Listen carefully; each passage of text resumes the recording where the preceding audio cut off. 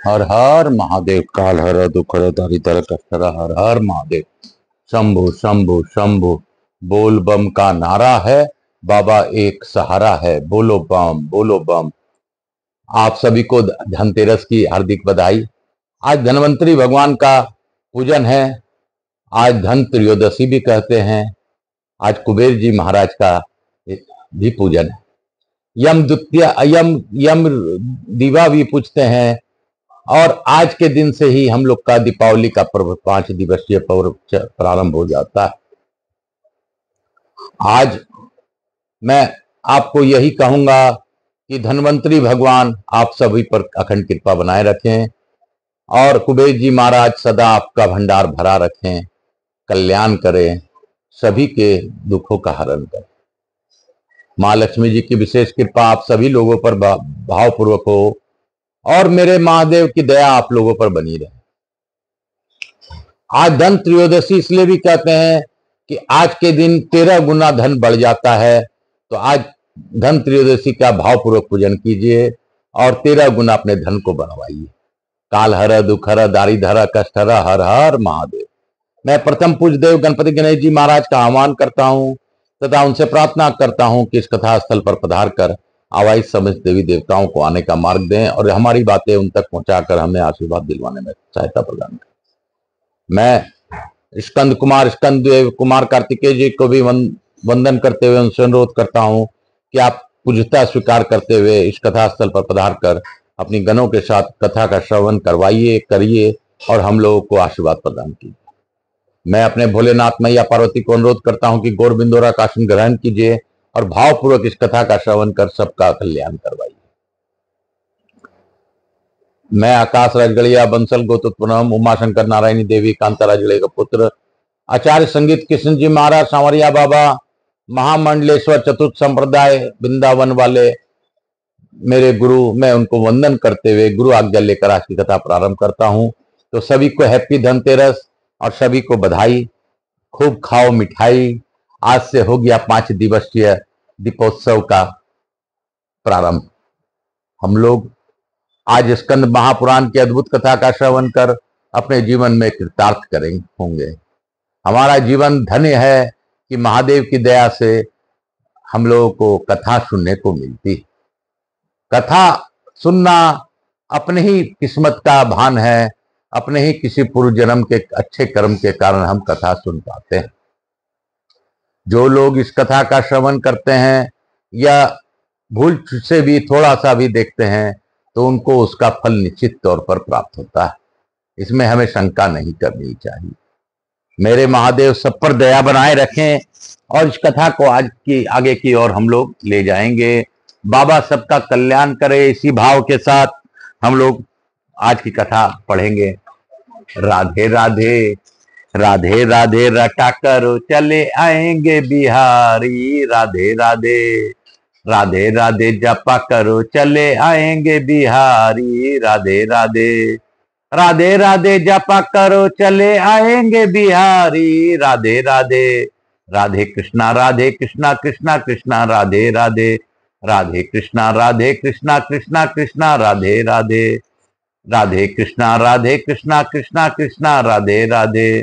ओम नमो भगवते वासुदेवाय। श्री राधे नमः। हम लोगों ने कल जाना था कि जिससे एक व्याध भी परम दुर्लभ ऋषि भाव को प्राप्त हो गया। यह रोमांचकारी उपाख्यान सब पापों का नाश करने वाला है। जो इसे सुनता है और सुनाता है वह पुनः माता के स्तन की दूध पीने वाला नहीं होता। कल हम लोगों ने वाल्मीकि जी के बारे में जाना, कैसे व्यास से वह वाल्मीकि हुए और किस प्रकार वाल्मीकि रामायण की रचना की। तो राम नाम में बहुत शक्ति है। हम लोग को फिर से राम का भजन करते हुए आज की कथा हम लोग आगे बढ़े। राम श्री राम जय जय राम। भजले भैया राम का नाम। राम राम राम राम राम राम राम एक राम राम दो राम राम तीन राम राम चार राम राम पांच राम राम छह राम राम 7 राम राम 8 राम राम 9 राम राम 10 राम राम 11 राम राम 12 राम राम 13 राम राम 14 राम राम 15, राम राम 16, राम राम 17, राम राम 18, राम राम 19, राम राम 20, राम राम 21। हर हर महादेव।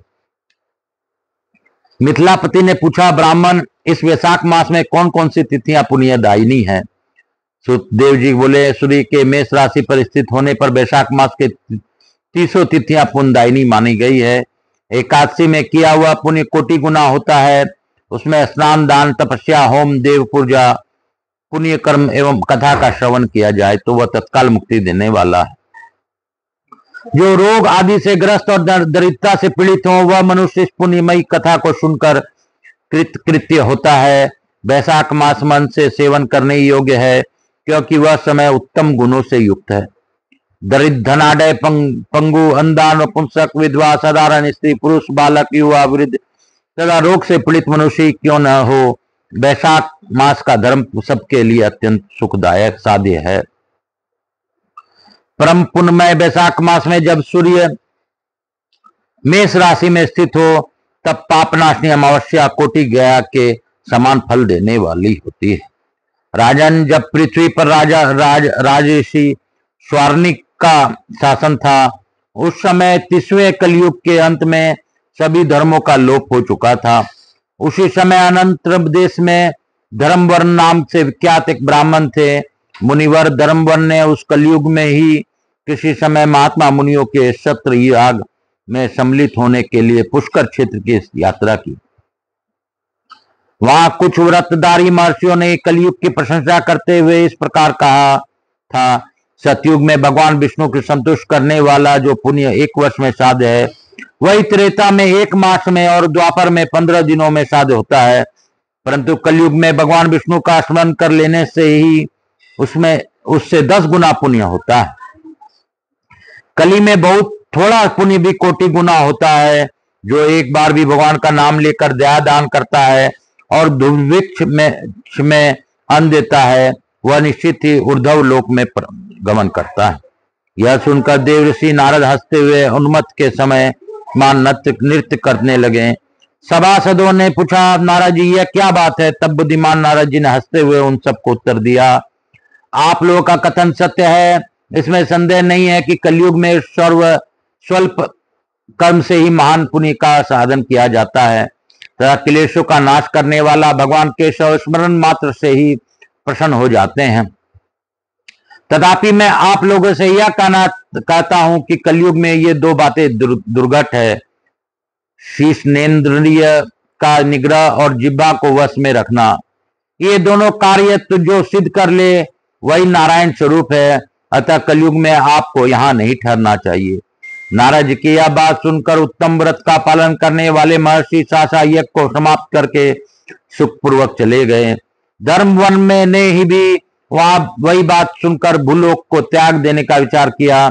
उन्होंने ब्रह्मचर्य व्रत धारण करके दंड और कमंडलू हाथ में ले लिया और जटा वकलधारी होकर वे कलयुग के अनाचारी पुरुषों को देखने के लिए घर छोड़कर चल दिए। उनके मन में बड़ा विस्मय हो रहा था। उन्होंने देखा प्राय मनुष्य पाप आचार में प्रवृत्त हो उठे, बड़े भयंकर एवं दुष्ट हो गए हैं। ब्राह्मण पाखंडी हो चले हैं, शूद्र संन्यास धारण करते हैं, पत्नी अपने पति से द्वेष रखती है, शिष्य गुरु से वेर करता है, सेवक स्वामी के और पुत्र पिता के घात में लगा हुआ है। ब्राह्मण शूद्रव्रत और गौवे बकरियों के समान हो गई है। वेदों में गाथा की भी प्रधानता रह गई है। शुभ कर्म साधारण लौकिक कृत्यों के ही समान हो रह गए हैं। इनके प्रति किसी भी महत्व वृद्धि नहीं है। भूत प्रेत और पिशाच आदि की उपासना चल पड़ी है। सब लोग मैथुन में आसक्त हैं और उसके अपने प्राण भी खो बैठते हैं। सब लोग झूठी गवाही देते हैं। मन में सदा छल और कपट भरा रहता है। कलयुग में सदा लोगों के मन में कुछ और, वाणी में कुछ और तथा क्रिया में कुछ और ही देखा जाता है। सबकी विद्या न किसी स्वार्थ को लेकर ही होती है और न केवल राजभवन में उसका आदर होता है। संगीत और कलात्मक विद्याएं भी राजाओं को प्रिय है। कली में अदम्भ मनुष्य पूजे जाते हैं। श्रेष्ठ पुरुषों की अवहेलना होती है। कली में वेदों के विद्वान ब्राह्मण दरिद्र होते हैं। लोगों में प्राय भगवान की भक्ति नहीं होती। पुण्य क्षेत्र में पाखंड अधिक बढ़ जाता है। शूद्र लोग जटाधारी तपस्वी बनकर धर्म की व्याख्या करते हैं। सभी मनुष्य अल्पायु, दयाहीन और शठ होते हैं। कली में प्रायः सभी धर्म के व्याख्याता बन जाते हैं और दूसरे से कुछ लेने में ही उत्सव मानते हैं।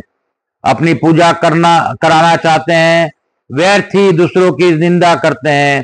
अपने घर आने पर सभी अपने स्वामी के दोषों की चर्चा में तत्पर रहते हैं। कली में लोग साधुओं को नहीं जानते हैं, पापियों को ही बहुत आदर देते हैं। दुराग्रही लोग इतने दुराग्रही होते हैं कि साधु पुरुषों को के एक दोष को भी ढिंढोरा पीटते हैं। पाप आत्माओं के दोष समूह को भी गुण बतलाते हैं। कली में गुणहीन मनुष्य दूसरों के गुण न देखकर उनके दोष ही ग्रहण करते हैं। जैसे पानी में रहने वाला जोंक प्राणियों में रक्त पीती है, जल नहीं पीती, उसी प्रकार जोंक के धर्म से संयुक्त हो मनुष्य दूसरे का रक्त चूसते हैं। औषधियां शक्तिहीन होती है, ऋतुओं में उलटफेर हो जाता है, सब राष्ट्र में अकाल पड़ता है। कन्या योग समय में संतान और उत्पत्ति नहीं करती। लोग नट और नर्तकों को विद्याओं से विशेष प्रेम करते हैं। जो वेद वेदांत की विद्याओं में तत्पर और अधिक गुणवान है, उन्हीं अज्ञानी मनुष्य सेवक की दृष्टि से देखते हैं। वे सबके सब भ्रष्ट होते हैं। कली में प्राय लोग श्राद्ध कर्म का त्याग करते हैं, वैदिक कर्मों को छोड़ बैठते हैं। प्राय जिह्वा पर भगवान विष्णु के नाम कभी नहीं आते। लोग श्रृंगार रस में आनंद का अनुभव करते हैं और उसी के गीत गाते हैं। कलयुग के मनुष्यों में न तो कभी भगवान विष्णु की सेवा देखी जाती है, न शास्त्रीय चर्चा होती है, न कहीं यज्ञ की दीक्षा है और न विचार का लेस न है, न तीर्थ यात्रा है और न दान धर्म की होते देखे जाते हैं। यह कितने आश्चर्य की बात है। उन सबको देखकर धर्मावरण के बड़ा भय लगा। पाप से कुल की हानि होती देख अत्यंत आश्चर्य से चकित हो वे दूसरे के द्वीप में चले गए। सब द्वीपों और लोकों में विचरते हुए बुद्धिमान धर्मवर्ण किसी समय कोतुलवश पृथ्वीलोक में गए। वहां उन्होंने कर्म से नष्ट पाते हुए पितरों को बड़ी भयंकर दशा में देखा। वे दौड़ते, रोते और गिरते पड़ते थे। उन्होंने अपने पितरों को भी नीचे अंधकूप में पड़े हुए देखा। उनको देखकर आश्चर्यचकित हो दयालु धर्मवर्ण ने कहा, पूछा, आप लोग कौन है? किस दुष्कर कर्म के प्रभाव से इस अंधकूप में पड़े हैं? पितरों ने कहा, हम श्रीवत्स गोत्र वाले हैं। पृथ्वी पर हमारी कोई संतान नहीं रह गई है, अतः हम श्राद्ध और पिंड से वंचित हैं। इसलिए यहाँ हम नरक का कष्ट भोगना पड़ता है। संतानहीन दुरात्माओं का अंधकूप में पतन होता है। हमारा वंश में एक ही महायशस्वी पुरुष है जो धर्मवन के नाम से विख्यात है, किंतु वह विरक्त होकर अकेला घूमता फिरता है। उसने गृहस्थ धर्म को नहीं स्वीकार किया है। वह एक ही तंतु हमारे कुल में अवशिष्ट है। उसकी आयु क्षीण हो जाने पर हम लोग घोर अंधकूप में गिर पड़ेंगे, जहां से फिर निकलना कठिन होगा। इसलिए तुम पृथ्वी पर जाकर धर्मवन को समझाओ। हम लोग दया के पात्र हैं। हमारे वचनों से उसकी यह बताओ कि हमारा वंश रूपी दुर्वा का काल रूपी चूहा प्रतिदिन खा रहा है। क्रमशः सारे वंश का नाश हो गया है। एक तुम ही बचे हो। जब तुम भी मर जाओगे तब संतान परंपरा न होने के कारण तुम्हें भी अंधकूप में गिरना पड़ेगा। इसलिए गृहस्थ धर्म को स्वीकार करके संतान की वृद्धि करो। इससे हमारी और तुम्हारी दोनों की ऊर्ध्व गति होगी। यदि एक भी पुत्र वैशाख मास, माघ अथवा कार्तिक मास में हमारे उद्देश्य से स्नान, श्राद्ध और दान करेगा तो उससे हम लोग की ऊर्ध्व गति होगी और नरक से उद्धार हो जाएगा। यदि एक पुत्र भी भगवान विष्णु का भक्त हो गया जाए, एक भी एकादशी का व्रत रहने लगे, अथवा यदि एक भी भगवान विष्णु की पाप नाशक कथा श्रवण करे, तो उसकी 100 बीती हुई पीढ़ियों का तथा 100 भावी पीढ़ियों का उद्धार होता है।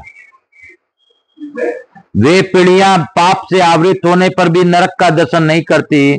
दया और धर्म से रहित उन बहुत से पुत्रों के जन्म से क्या लाभ जो कुल में उत्पन्न होकर सर्वव्यापी भगवान नारायण की पूजा नहीं करते। इस प्रकार प्रिय वचनों द्वारा धर्म वन की समझाकर तुम उसे विरक्त पूर्ण ब्रह्मचर्य आश्रम में, गृहस्थ आश्रम में प्रवेश करने की सलाह दो। पितरों की यह बात सुनकर धर्मवन अत्यंत विस्मित हुआ और हाथ जोड़कर बोला, मैं ही धर्मवन नाम से विख्यात आपके वंश का दुराचारी बालक हूँ। यज्ञ में महात्मा नारद जी का यह वचन सुनकर कि कलयुग में प्राय कोई भी रसनेन्द्रिय और शिष्णेन्द्रिय की दृढ़ता पूर्वक संयम में नहीं रखता, मैं दुर्जनों की संगति से भयभीत हो अब तक दूसरे दूसरे द्वीपों में घूमता रहा। इस कलयुग के 3 चरण बीत गए, अंतिम चरण में भी 3.5 भाग व्यतीत हो चुके हैं। मेरा जन्म व्यर्थ बीता है, क्योंकि जिस कुल में मैंने जन्म लिया उससे माता पिता के ऋण को भी मैंने नहीं चुकाया। पृथ्वी के भारभूत उस शत्रु तुल्य पुत्र के उत्पन्न होने के से क्या लाभ जो पैदा होकर भगवान विष्णु और देवताओं तथा पितरों की पूजा न करे। मैं आप लोगों को आज्ञा का पालन करूंगा। बताइए पृथ्वी पर किस प्रकार मुझे कलयुग से और संसार से भी बाधा नहीं प्राप्त होगी। धर्मवन की बात सुनकर पितरों के मन को कुछ आश्वासन मिला। वे बोले, बेटा तुम गृहस्थ आश्रम स्वीकार करो करके संतानोत्पत्ति के लिए हमारा उद्धार करो। जो भगवान विष्णु की कथा में अनुरक्त होते, निरंतर श्री हरि का स्मरण करते और सदाचार के पालन में तत्पर रहते हैं, उन्हें कलयुग बाधा नहीं पहुंचाता। मानव जिसके घर में सालग्राम शिला अथवा महाभारत की पुस्तक हो, उसे भी कलयुग बाधा नहीं दे पा सकता। जो बैसाख मास के धर्मों का पालन करता है, माघ स्नान में तत्पर होता और कार्तिक में दीप देता है, उसे भी कलयुग की बाधा नहीं प्राप्त होती। जो प्रतिदिन महात्मा भगवान विष्णु की पापनाशक एवं मोक्षदायिनी दिव्य कथा सुनता है, जिसके घर में बलि वैश्व देव होता है, शुभ कारणी तुलसी स्थित होती है तथा जिसके आंगन में उत्तम गौ रहती है, उसे भी कलयुग बाधा नहीं देता। अतः इस पापात्मक युग में भी तुम्हें कोई भय नहीं है। बेटा शीघ्र पृथ्वी पर जाओ। इस समय बैसाख मास चल रहा है। यह सबका उपकार करने वाला मास है। सूर्य के मेष राशि में स्थित होने पर 30 तिथियां पुण्यदायिनी मानी गई है। एक एक तिथि में किया हुआ पुण्य कोटि कोटि गुना अधिक होता है। उनमें भी जो बैसाख की अमावस्या तिथि है, वह मनुष्यों को मोक्ष देने वाली है। देवताओं और पितरों को वह बहुत प्रिय है। शीघ्र मोक्ष की प्राप्ति कराने वाली, जो उस दिन पितरों का उद्देश्य से श्राद्ध करते हैं और जल से भरा हुआ घड़ा एवं पिंड देते हैं, उन्हें अच्छे फल की प्राप्ति होती है। अतः महामते तुम शीघ्र जाओ और जब अमावस्या हो तब कुंभ सहित श्राद्ध एवं पिंड दान करो। सबका उपकार करने के लिए गृहस्थ धर्म का आश्रय लो। धर्म अर्थ और काम से संतुष्ट हो, उत्तम संतान पाकर फिर मुनि वृत्ति से रहते हुए सुखपूर्वक दीपांतरों में विचरण करो। पितरों के इस प्रकार आदेश देने पर धर्मवन मुनि सिद्धा पूर्वक भूलोक में गए। वहां मेष राशि में सूर्य के स्थित रहते हुए बैसाख मास में प्रातःकाल स्नान करके देवताओं, ऋषियों तथा पितरों का तर्पण किया। फिर कुंभदान सहित पाप विनाशक श्राद्ध करके उसके द्वारा पितरों को पुनरावृत्ति रहित मुक्ति प्रदान की। तत्पश्चात उन्होंने स्वयं विवाह करके उत्तम संतान को जन्म दिया और लोक में इस पापनाशनी अमावस्या तिथि को प्रसिद्ध किया। तदंतर वे भक्ति पूर्वक भगवान की आराधना करने के लिए हर्ष के साथ गंधमादन पर्वत पर चले गए। इसलिए बैसाख मास की यह अमावस्या तिथि परम पवित्र मानी गई है। बोलो शंकर भगवान की जय। बोलो काशी विश्वनाथ की जय। काशी काशी शिव काशी मोक्ष नगरी काशी की जय। हर हर महादेव। शंभु शंभु शंभु। बोल बम का नारा है, बाबा एक सहारा है। ओम नमो भगवते वासुदेवाय। वासुदेवाय मेरो वासुदेवाय। ओम नमो भगवते वासुदेवाय। ओम नमो भगवते वासुदेवाय। वासुदेवाय कृष्णचंद्राय। ओम नमो भगवते वासुदेवाय। कपूर गौरम करुणावतारम संसार सारम भुजगेन्द्रहारम सदा वसंतम हृदयारविंदे भवम भवानी सहितम नमामि। श्री राम जय राम जय जय राम, श्री राम जय राम जय जय राम, श्री राम जय राम जय जय राम। मत देवी व पितृदेव व सब पितृदेवताभ्याम नमो नमः। समस्त देवी देवताभ्यो नमो नमः। ग्राम देवताभ्यो नमः। स्कंद महापुराण नमो नमः। समस्त देवी देवताभ्यो नमः। भक्तवत्सलाय नमो नमः।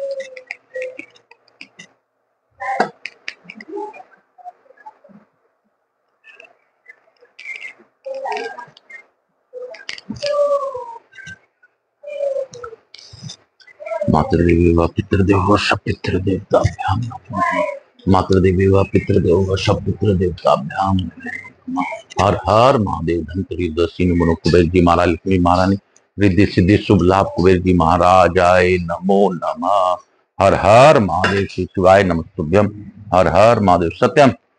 हर हर महादेव शंभो शंभो। बोल बम का नारा है, बाबा एक सहारा है। बोलो बम, नाच के बम, गा के बम, बोल बम। मैं प्रथम पूजदेव गणेश जी महाराज, लक्ष्मी जी महाराज, रिद्धि सिद्धि शुभ लाभ कुबेर जी महाराज और धनवंतरी भगवान से अनुरोध करता हूं कि हमारे यहाँ निवास रहकर अखंड कृपा बनाए। आवाज समझ देवी देवताओं से अनुरोध करता हूं कि आप इस कथा का श्रवण का लाभ लिया आपने, हम सभी लोगों को आशीर्वाद प्रदान कर सभी को इस कथा का लाभ दिलवाने में सहायता प्रदान करें। मैं अपने कार्तिक देव स्कंद देव से भी धन्यवाद देता हूं कि कार्तिक मास में इन्होंने अद्भुत कथा का श्रवण करवाया, उसके लिए कोटि कोटि धन्यवाद। आप सभी पर अपनी अखंड कृपा बनाए। मैं भोलेनाथ, पार्वती मैया, विष्णु भगवान, लक्ष्मी जी महारानी, राम जी महाराज से अनुरोध करता हूँ आप सभी पर अपनी अखंड कृपा बनाए रखिए और अपनी अखंड कृपा बनाते हुए सभी का कल्याण कीजिए। काल हर, दुख हर, दारी धर, कष्ट हर। हर हर महादेव शंभु शंभु शंभु। बोल बम का नारा है, बाबा एक सहारा है। बोलो बम, नाच के बम, गा के बम, बोल बम बोल बम। हर हर महादेव।